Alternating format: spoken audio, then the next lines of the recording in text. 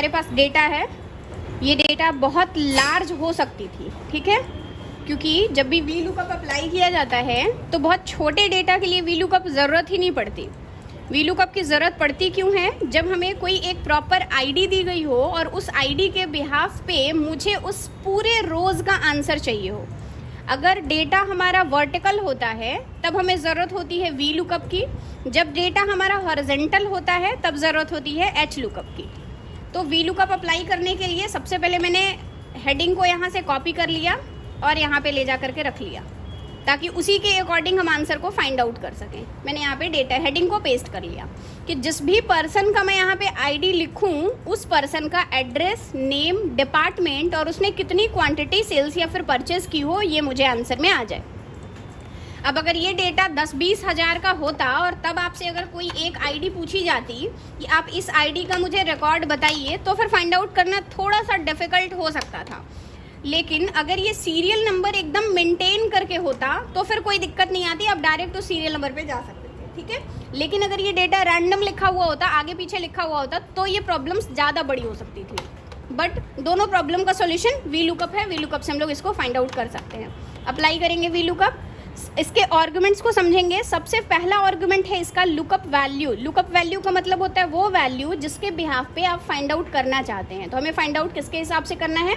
ID के according. मैंने ID ले ली, कॉमा, फिर है यहाँ पे टेबल एरे। आपको यहाँ से इस टेबल एरे को लेना है जिस पे आप लुकअप अप्लाई करना चाहते हैं। दैट मीन्स कि यहाँ से लेकर के पूरा यहाँ तक।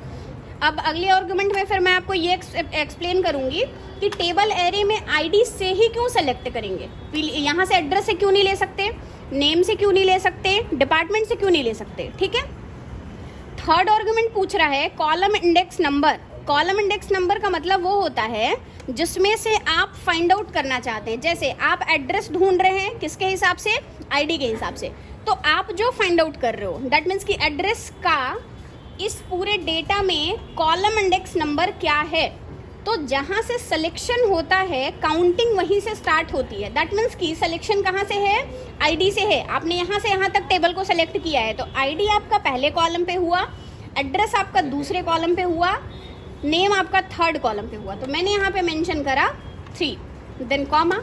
रेंज लुकअप दैट मीन्स कि एग्जैक्ट मैच के लिए आपको यहाँ पे चाहिए होता है 0। आप चाहो तो यहाँ 0 भी मेंशन कर सकते हो, अदरवाइज आप फॉल्स भी लिख सकते हैं, डजेंट मैटर, दोनों का मतलब सेम है।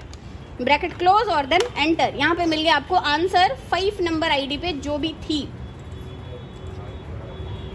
एड्रेस, वेट एक मिनट मैंने यहाँ पे थर्ड लिखा है, सेकेंड कॉलम में से आपको आंसर चाहिए, ठीक है। अगेन बात करते हैं नेम की, तो सेम अप्लाई कर लेंगे, equal to V lookup, lookup value, comma, table array, then again comma, column index number इस बार 3 हो जाएगा, देन कॉमा 0, क्लोज और फिर एंटर। फाइंड आउट हो जाएगा। अब 0 एग्जैक्ट मैच के लिए चाहे तो आप 0 लिखिए, अदरवाइज आप यहाँ पे फॉल्स लिख दीजिए, दोनों का मतलब सेम ही है, ठीक है। आंसर आपको सेम मिलने वाला है। अब इन केस अगर ये डेटा बहुत लॉन्ग होता कि मुझे डिपार्टमेंट में निकालना था, क्वांटिटी निकालना था, रीज़न निकालना था, फीडबैक निकालनी थी, सैलरी निकालनी थी, डिस्काउंट निकालनी थी, अगर ये डेटा आगे तक होता, बहुत मल्टीपल कॉलम्स होते, तो इस केस में हमें बहुत बार वी लुकअप लगाना पड़ता। तो उसकी जगह पे हम वी लुकअप प्लस कॉलम्स का यूज़ कर सकते हैं। अब वी लुकअप में कॉलम्स फंक्शन को कैसे ऐड करेंगे, तो पहले समझ लेंगे कि सिंगल कॉलम्स फंक्शन करता क्या है। कॉलम्स का जो फंक्शन है, कॉलम का जो फंक्शन है, ये सबसे पहले आपसे एरे पूछ रहा है।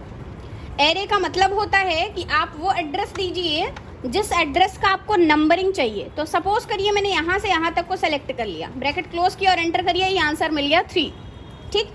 तो अभी जब मैं यहाँ पे फॉर्मूला अप्लाई कर रही हूँ तो यहाँ हमें कॉलम इंडेक्स नंबर देना पड़ रहा है मैनुअली, यहाँ पे 2 लिखना पड़ रहा है, फिर नेम में आप 3 लिखोगे, फिर डिपार्टमेंट में 4 लिखोगे, क्वांटिटी में 5 लिखोगे, फिर इसके बाद होता तो 6 लिखते, फिर 7 लिखते।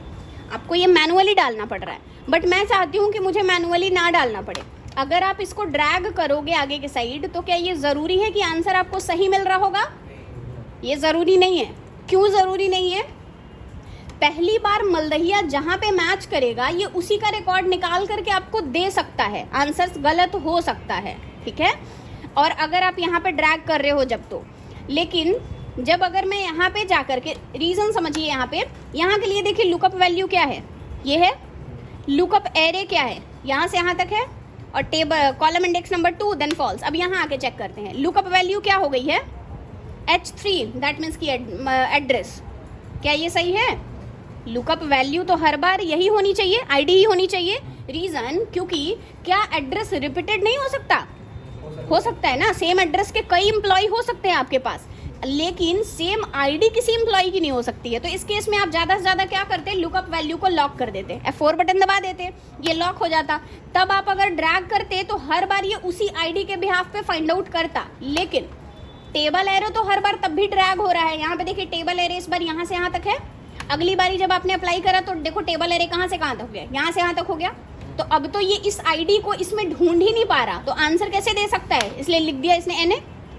तो अगर आपको लगता है कि ठीक है हम टेबल एरे को भी लॉक कर दें, इसको भी मैंने लॉक कर दिया, मतलब ये एड्रेस भी लॉक हो गया। अब ये क्या करेगा, हर बार आपको मलदहिया ही रिटर्न करेगा। क्यों? क्योंकि लुकअप वैल्यू लॉक हो गई है, टेबल एरे भी लॉक हो गया है, तो हर बार आप तो दूसरे कॉलम में से ही आंसर मांग रहे हैं। हर बार तो आपने 2 ही लिखा हुआ है ना। तो अगर आप यहाँ 3 कर दोगे तो आंसर सही हो जाएगा, फिर अगली बारी आप 4 कर दोगे तो आंसर सही हो जाएगा। ये समझ में आया सबको? ठीक है। लेकिन अब मान लो अगर कि मैं नहीं चाहती कि मुझे मैनुअली अपडेट करना पड़े, 2 की जगह 3, 3 की जगह 4, ये मैनुअली करना पड़े, तो इसकी जगह पे हम क्या करते हैं,